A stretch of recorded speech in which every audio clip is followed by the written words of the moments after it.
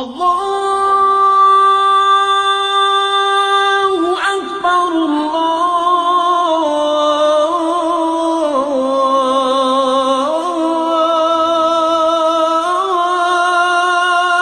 اکبر۔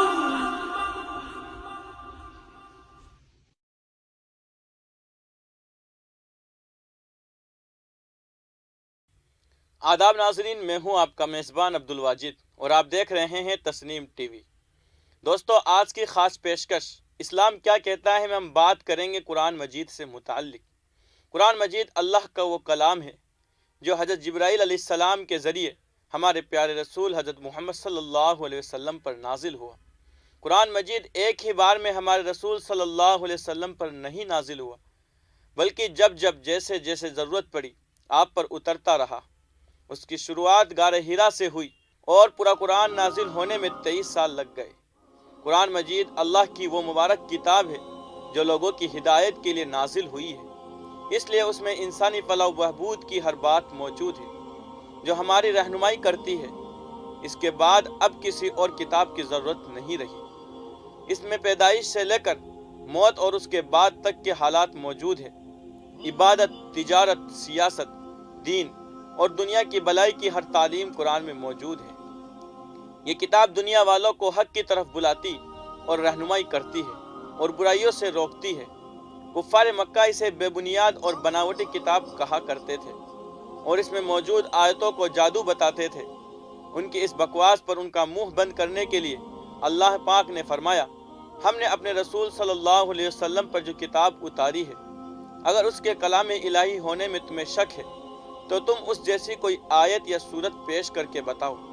اگر تم اپنے دعووں میں سچے ہو تو اپنے سارے مددگاروں کو بھی بلوا لو اور ان سب کی مدد سے ایک ہی آیت بنا کر بتا دو۔ لیکن کوئی بھی قرآن جیسی ایک بھی آیت پیش نہ کر سکا۔ پھر بھی جن کے نصیب میں ایمان نہیں تھا وہ محروم ہی رہے اور آج بھی محروم ہیں۔ قرآن کا یہ چیلنج آج بھی باقی ہے اور قیامت تک باقی رہے گا۔ یوں تو تورات، زبور، انجیل بھی آسمانی کتابیں تھیں، لیکن آج ان میں سے ایک بھی کتاب اپنی اصلی حالت میں موجود نہیں، کیونکہ ان کے ماننے والوں نے ان میں اپنی طرف سے زبردست ہیرا پھیری کر رکھی ہے اور آج وہ قابل قبول نہیں رہی۔ قرآن مجید کے پہلے پنے پر یہ اعلان کر دیا گیا ہے، اس میں کوئی شک و شبہ کی گنجائش نہیں۔ قرآن پاک کی حفاظت کی ذمہ داری خود اللہ پاک نے لے رکھی ہے۔ یہی وجہ ہے کہ دنیا میں لوگوں نے اس میں ہیرا پھیری کرنے کی لاکھ کوشش کی، لیکن وہ کامیاب نہ ہو سکے۔ قرآن آج دنیا کے کونے کونے میں کروڑوں مومنوں کے سینوں میں محفوظ ہے اور انشاءاللہ آگے بھی موجود رہے گا۔ آج دنیا کے کونے کونے میں آباد مسلمان چاہے کوئی بھی زبان بولتا ہو، لیکن ان کے دلوں میں عربی قرآن محفوظ ہے۔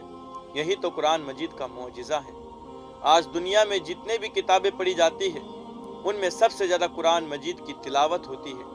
قرآن مجید ایسی کتاب ہے جو دنیا کے ہر حصے میں ہر دن ہر پل پڑھا جاتا ہے۔